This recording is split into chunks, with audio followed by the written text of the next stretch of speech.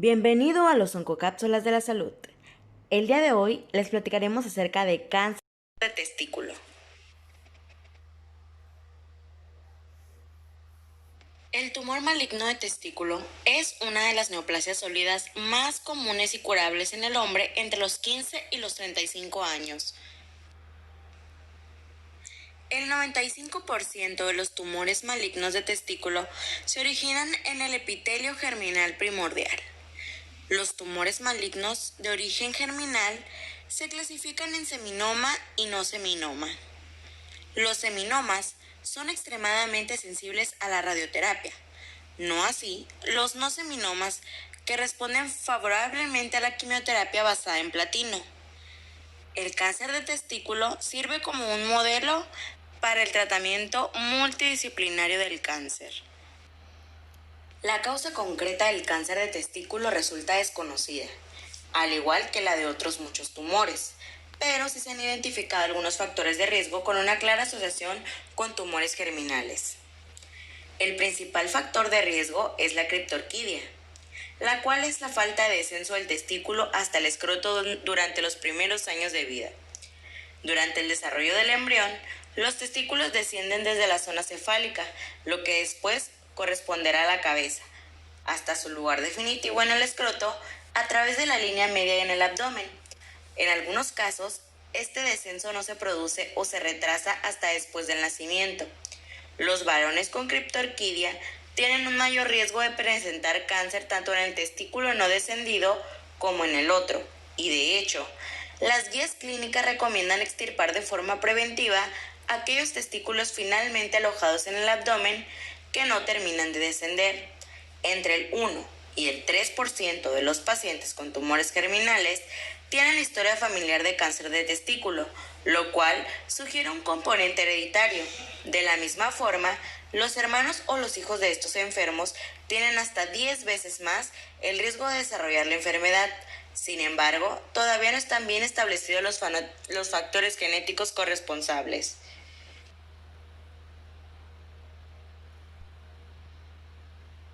La gran mayoría de los tumores germinales del varón se diagnostican porque el paciente se palpa un bulto en el testículo, que con frecuencia no duele. En los casos en los que existe dolor, suele aparecer progresivamente, aunque puede hacerlo de forma repentina si el tumor se complica con una infección o si sangra. En general, los pacientes describen más una sensación de peso en el área genital o simplemente un aumento de tamaño en el testículo. En casos mucho más raros, estos tumores pueden ocasionar un crecimiento de las mamas en varones por el aumento de la beta-gonadotropina coriónica.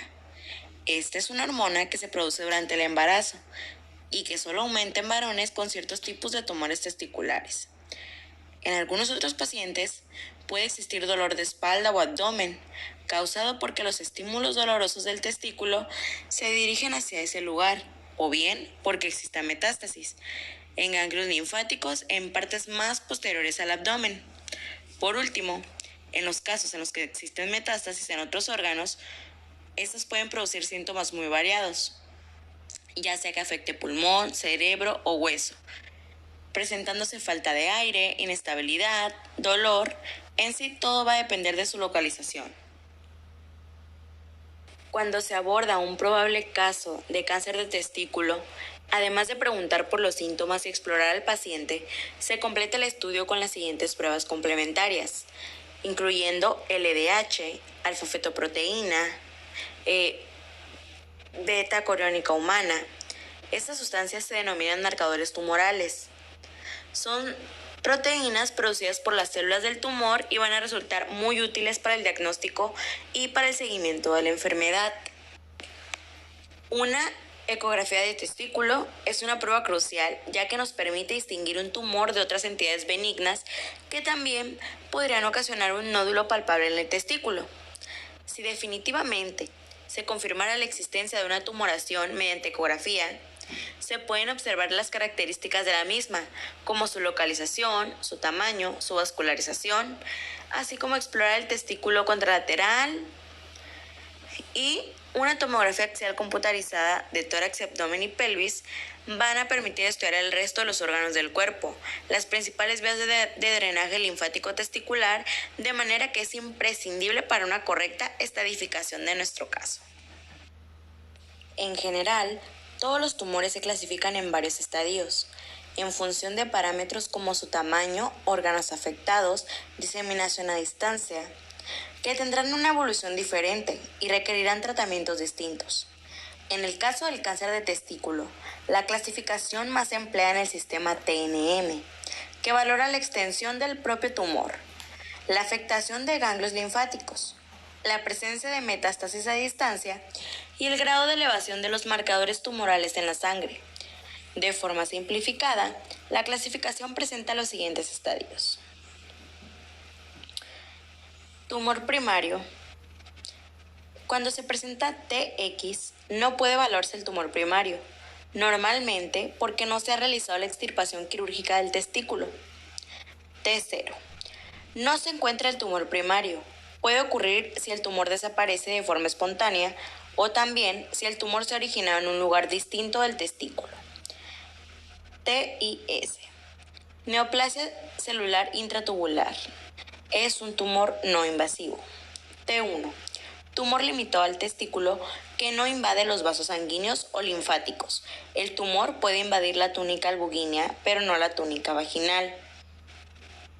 T2. Tumor limitado al testículo y el epidídimo, que invade los vasos sanguíneos o linfáticos, o tumor que se extiende a través de la túnica albuginea, afectando a la túnica vaginal. T3. Tumor que invade el cordón espermático, con o sin invasión de los vasos sanguíneos o linfáticos. T4. Tumor que invade el escroto con o sin invasión de los vasos sanguíneos o linfáticos.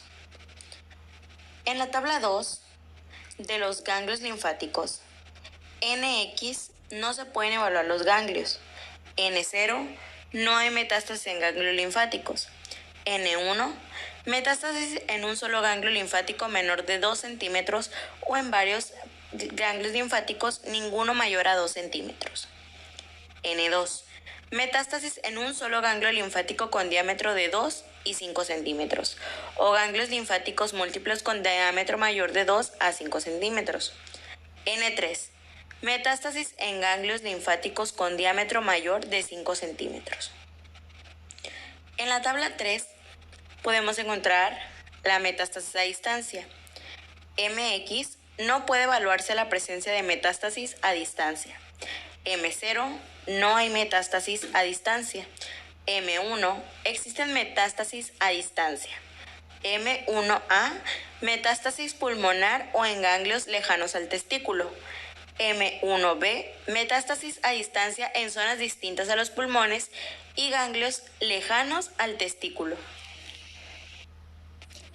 Los factores pronósticos son características del tumor y del paciente que permiten estimar a prioridad su evolución posterior complementado al estadio marcado por el sistema TNM. En el cáncer de testículo con metástasis tratado con quimioterapia, existen 3 factores pronósticos de gran importancia con los que en el año 1997 se elaboró una clasificación pronóstica de no un enorme alcance, aún vigente, y critica a la hora de determinar el tratamiento más adecuado para cada enfermo. La clasificación pronóstica del International Germ Cell Cancer Collaborative Group. Esta clasificación establece 3 categorías para los tumores no seminomatosos: pronóstico favorable, intermedio o desfavorable, y 2 para los seminomatosos: pronóstico favorable o intermedio. No existen pacientes con pronóstico desfavorable en este subtipo histológico. Los factores pronósticos son: 1. Que el tumor se origine en el propio testículo o fuera de él. Un pequeño porcentaje de tumores de células germinales pueden presentarse en zonas del cuerpo distintas del testículo, sin que se encuentre tumor en el propio testículo. Bien, porque el tumor inicial ha desaparecido o porque realmente la enfermedad se originó fuera del testículo.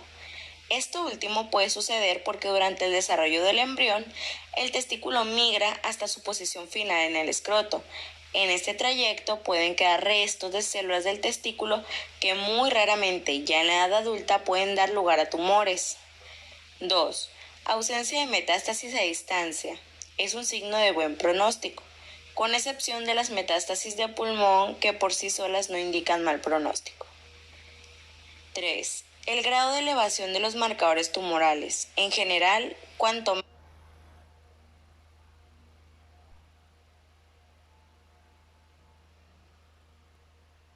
La orquiectomía radical es el estándar de tratamiento para los tumores testiculares.